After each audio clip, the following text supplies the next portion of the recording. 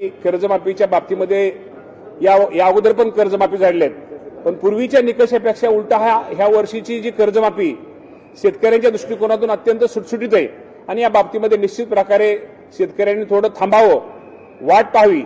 आपलं यादीमध्ये जर आपलं योग्य कागदपत्र आपण जर जमा केली, योग्य कागदपत्र आपण दिली तर निश्चित प्रकारे या कर्जमाफीचा लाभ आपल्या एकूण राज्यामध्ये पाऊस हा सुरू आहे. काही ठिकाणी चांगला पाऊस झालेला आहे, काही ठिकाणी बऱ्यापैकी पाऊस झालेला आहे. विशेषतः मराठवाड्या भागामध्ये पावसाचं प्रमाण कमी आहे आणि आपण जे एकूण राज्यामध्ये पेरणीचं जे उद्दिष्ट दिलं होतं त्या उद्दिष्टाचा जर विचार केला तर राज्यामध्ये ह्या वर्षी साधारणतः आतापर्यंत 84% पेरणी पूर्ण झालेली आहे. अजूनही काही ठिकाणी वापसा नसल्यामुळे पेरणी ही होणार आहे. तर आपण उद्दिष्ट 100% पेरणी साधारणतः एक 8-10 दिवसामध्ये पेरणी होईल असा अंदाज आहे. जर सगळा विचार केला तर अमरावती भागामध्ये सर्वात जास्त पेरणी 92% पेरणी ही अमरावती भागामध्ये झालेली आहे आणि सर्वात कमी पेरणी ही ठाणे विभागात झालेली आहे. तर निश्चित प्रकारे आपण पावसाचं एकंदर परिस्थिती पाहून अंदाज बघून शेतकरी पेरणी करतायत.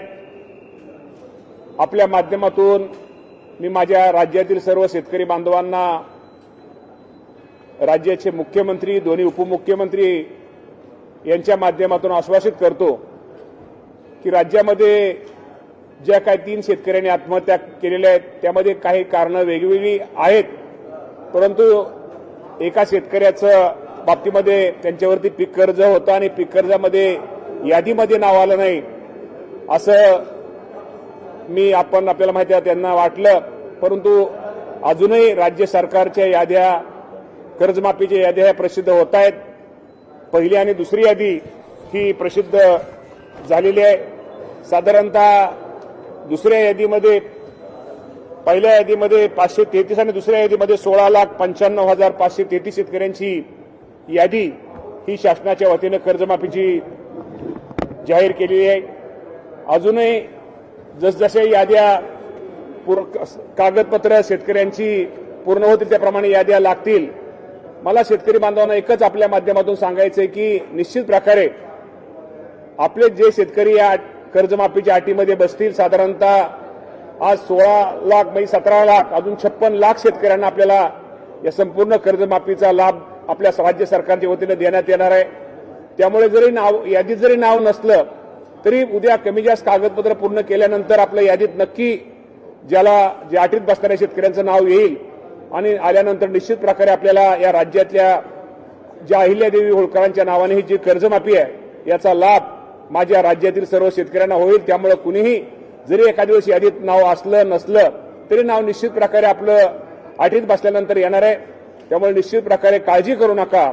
आपण नाव यादीची वाट पहा. याद्या जसजसे याद्या अद्ययावत होतील, जसे याद्यात पूर्तता होतील त्याप्रमाणे याद्या प्रसिद्ध होतील आणि माझ्या या राज्यातील 56 लाखापेक्षा जास्त शेतकऱ्यांना या कर्जमाफीचा लाभ मिळणार आहे आणि साधारणतः 40,000 कोटी रक्कम, एवढी रक्कम यासाठी राज्य शासनाच्या वतीनं दिली जाणार आहे. 2 लाखापर्यंत कर्जमाफी असली तरी काही ठिकाणी अशा तक्रारी दिसून येतात खाली स्थानिक पातळीवर की त्याचं 1.5 लाख कर्ज आहे, त्याला फक्त 50,000ची मुभा दिली जाते आणि 1 लाखाचं कर्ज तसंच ठेवलं जातं. तर मुळात हा निकष त्याच्या स्वरूपात नाही, असा हा निकष नाही. 2 लाखापर्यंत जर थकबाकी असली तर थकबाकी 2 लाखाच्या आतली संपूर्ण थकबाकीची रक्कम त्या बाबतीमध्ये ती माफ केली जाणार आहे.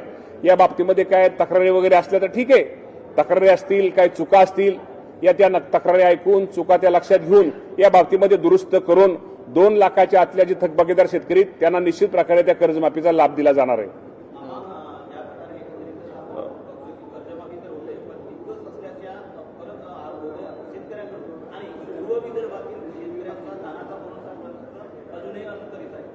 नाही, या बाबतीमध्ये मी आपल्याला एवढंच सांगेल की या अगोदर पण कर्जमाफी झालेली आहेत, पण पूर्वीच्या निकषापेक्षा उलटा ह्या वर्षीची जी कर्जमाफी शेतकऱ्यांच्या दृष्टिकोनातून अत्यंत सुटसुटीत आहे आणि या बाबतीमध्ये निश्चित प्रकारे शेतकऱ्यांनी थोडं थांबावं, वाट पाहावी.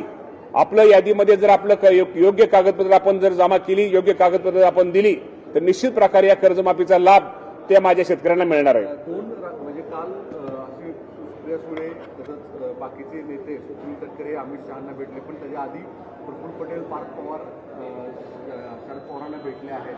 राष्ट्रवादी एकत्रीकरणाची किंवा शरद पवार राष्ट्रवादी काँग्रेस एनडीए सहभागी व्हायच्या जोरदार हालचाली चर्चा समोर येत आहेत. पवार साहेब हे देशाचे नेते आहेत आणि पवार साहेबांचं मार्गदर्शन कुणीही आम्ही कधीही केव्हाही राष्ट्रवादी पक्षाचा कार्यकर्ता तर घेऊ शकतो, पण या देशातला कुठल्याही पक्षाचा नेता कार्यकर्ता हे आदरणीय पवार साहेबांचं मार्गदर्शन घेत असतो.